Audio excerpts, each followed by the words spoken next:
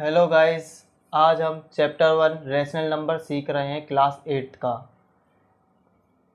इस सब्जेक्ट में और इस टॉपिक के अंदर रेशनल नंबर के बारे में बहुत कुछ बताया गया है। जैसे कि रेशनल नंबर होता क्या है। रेशनल नंबर उन नंबर्स को कहेंगे जो कि p/q के फॉर्म में हो, मतलब कि p/q। जैसे कि एग्जांपल लें 1/2, तो ये क्या हो गया, रेशनल नंबर हो गया। अब रेशनल नंबर कई प्रकार के होते हैं, जैसे कि पॉजिटिव रेशनल नंबर्स,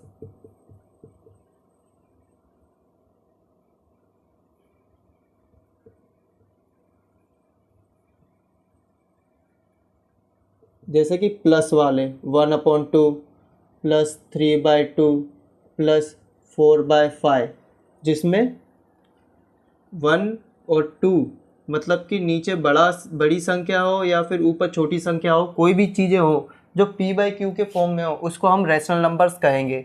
और पॉजिटिव में पॉजिटिव रेशनल नंबर्स आएंगे। और दूसरे भी आते हैं जो नेगेटिव रेशनल नंबर्स बोलते हैं। जैसे कि नेगेटिव नंबर्स कौन कौन से हो गए,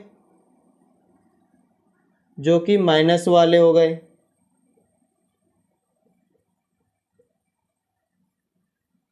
ये तो हमारे पॉजिटिव रेशनल नंबर और नेगेटिव रेशनल नंबर्स हुए।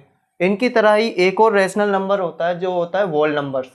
वोल नंबर्स में क्या आ जाता है, जो पॉजिटिव वाले प्लस 0 आ जाए, जैसे प्लस 1/2 प्लस 3/2 और 0, ये सब क्या हो जाते हैं, ये वोल नंबर्स हो जाते हैं हमारे।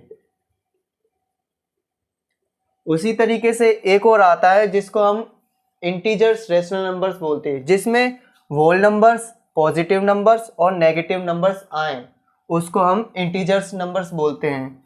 जैसे कि उसमें आ जाएंगे माइनस वाले आ जाएंगे, प्लस वाले आ जाएंगे और 0 आ जाएगा। उसके अंदर हम बोल सकते हैं इसको कि यह इंटीजर रेशनल नंबर है। इतना समझ में आया बच्चों?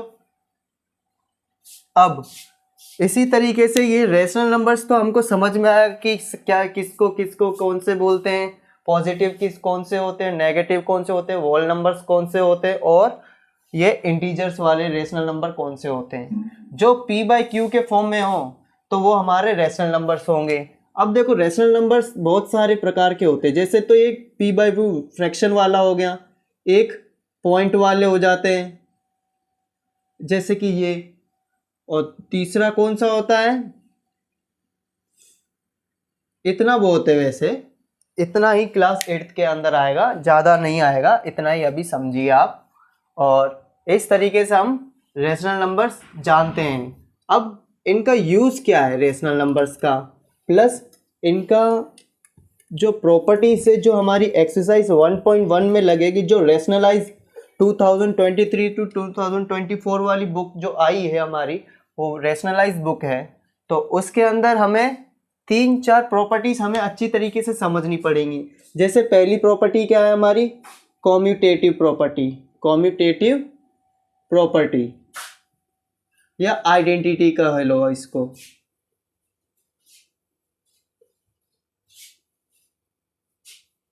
कॉम्यूटेटिव प्रॉपर्टी या फिर आइडेंटिटी किसको कहेंगे, जैसे कि मान लेते कोई नंबर्स ले लेते हम, p/q में ले लें या फिर शॉर्ट खाली नंबर्स ले लेते, जैसे 5-3 लिखा है और इक्वल्स टू लिख दें 3-5 लिख दें। अब देखो इसमें क्या करेंगे, ये 5-3 होगा तो 2 आएगा आंसर, पर इस साइड हम देखेंगे तो इसमें क्या आएगा, -2 आएगा। तो देखो ये प्लस वाला पॉजिटिव नंबर आ रहा है, ये नेगेटिव नंबर आ रहा है, तो ये कॉम्यूटेटिव प्रॉपर्टी इसमें नहीं लगेगी। उसी तरीके से हम माइनस की साइन वाला कर लेते हैं, जैसे कि माइनस वाला ले लिया हमने इसमें, और ये 3-5। अब इनको करके देखें तो इसमें जो आंसर निकलेगा, माइनस माइनस क्या हो जाता है, प्लस हो जाता है। किया, अब इसका आंसर क्या आएगा, 8 लेफ्ट साइड वाला, और राइट साइड का हम करें तो उसमें क्या आएगा, माइनस माइनस प्लस हो जाएगा, 5=8। तो यहाँ पर हमारी कॉम्यूटेटिव प्रॉपर्टी लग रही है, मतलब कि जिसमें जो प्लेस होती है, अरेंजमेंट होती है, उसका खाली हम पोजीशन चेंज करते हैं। अगर पोजीशन चेंज करने पर अगर मल्टीप्लिकेशन में या फिर सब्सट्रैक्शन में या एडिशन में या डिवाइड में, इन सब में अगर लगे, अगर आंसर वही का वही आए तो या फिर वो कॉम्यूटेटिव प्रॉपर्टी है। अगर नहीं आ रहा है आंसर सेम तो वो हमारी कॉम्यूटेटिव प्रॉपर्टी या आइडेंटिटी नहीं लग रही है। ये था हमारा कॉम्यूटेटिव प्रॉपर्टी। अब उसी तरीके से एक और प्रॉपर्टी है या आइडेंटिटी कह लो, जो है एसोसिएटिव प्रॉपर्टी। एसोसिएटिव प्रॉपर्टी में क्या होता है कि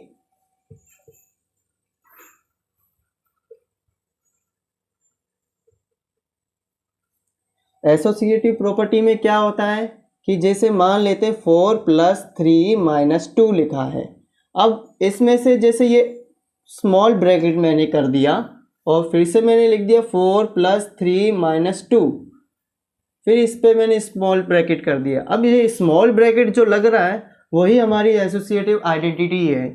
जैसे कि हमने स्मॉल ब्रैकेट किया है, बोर्ड मास पढ़ा होगा आपने, तो उसमें बोर्ड मास में क्या होता है कि पहले हमें ब्रैकेट खोलना होता है। तो ब्रैकेट हम खोलेंगे तो ये कितने हो जाएंगे 7 - 2, फिर कितना हो जाएगा 5, आंसर हो जाएगा। अब उसी तरीके से हम राइट साइड वाले को इक्वेशन को अगर सॉल्व करेंगे हम, तो वो किस तरीके से होगी, पहले हमें ब्रैकेट वाली क्लियर करनी पड़ेगी। तो 4 + 1, तो ये आंसर कितना आ रहा है 5। बस इसके अंदर हम क्या कर रहे हैं, जो सिर्फ खाली ब्रैकेट की रीअरेंजमेंट कर रहे हैं, तो उससे जो आंसर हमारा निकल रहा है तो वही हमारा एसोसिएटिव आइडेंटिटी होती है। इतना समझ में आया बच्चों। अब इसी तरीके से हम मल्टीप्लिकेटिव आइडेंटिटी सीखते हैं या फिर इन्वर्स पहले सीखते हैं। जैसे कि हम मल्टीप्लिकेटिव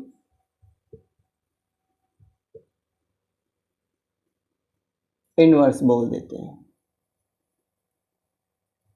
इसके अंदर क्या होता है कि जैसे कि कोई भी हमारे पास रेशनल नंबर दे दिया, 4/3 दे दिया। अब इसी को इक्वल्स टू हमें 1 बनाना हो तो 1 किस तरीके से बनाए, या फिर यहाँ पर हमें किस से मल्टीप्लाई करना पड़ेगा, 3/4 से करना पड़ेगा।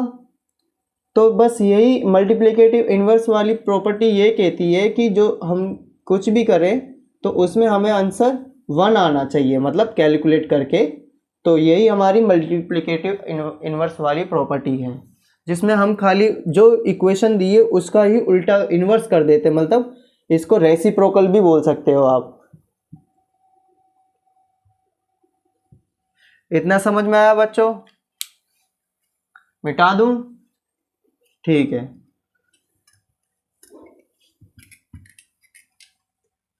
अब देखी जाए तो एक और प्रॉपर्टी होती है जो होती है एडिटिव आइडेंटिटी।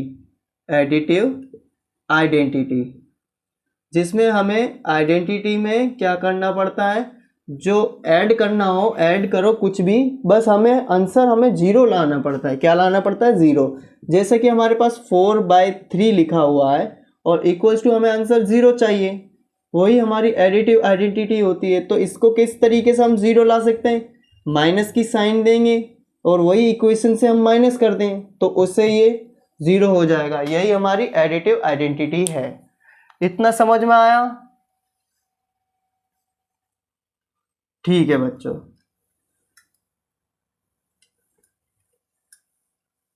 तो आज के लिए इतना बहुत है।